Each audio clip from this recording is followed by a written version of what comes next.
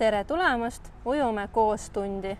Tunni toimuvad selles spordikeskuses suures basseinis. Kui tuled autoga, siis jätta see parklasse ja ära unusta kellad panna. Ole kohal 15 minutit enne tunni algust.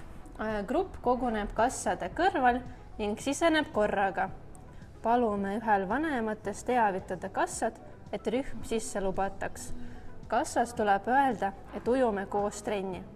Lapsed saavad administraatorilt kiibi ja panevad selle kohe kätte, et see ära ei kaoks.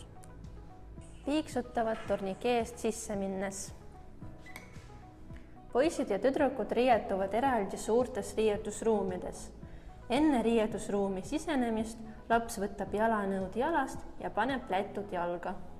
Riietusruumis valib endale kappi, paneb asjad kappi ja lukustab kiibiga.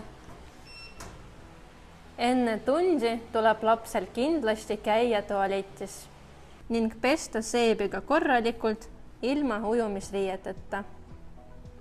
Peale pesemist suundub laps basseini, kus teda ootavad treenerid. Soovime, et lapsed jõuaksid basseini täpselt tunni alguseks. Ujula reeglitest tulenevalt ei ole lubatud vanematel basseini ääres tundi vaadata. Kui keegi vanematest soovib tulla lapse tunni ajal ujuma, peab ta selleks ostma endale eraldi pilet. Kui lapse vanem soovib peale ujumistundi minna koos lapsega ujuma, siis tuleb osta pilet ka lapsele. Sauna kasutamine ei ole trenni lastele lubatud. Väljudes turnikeest tuleb tagastada kiibi.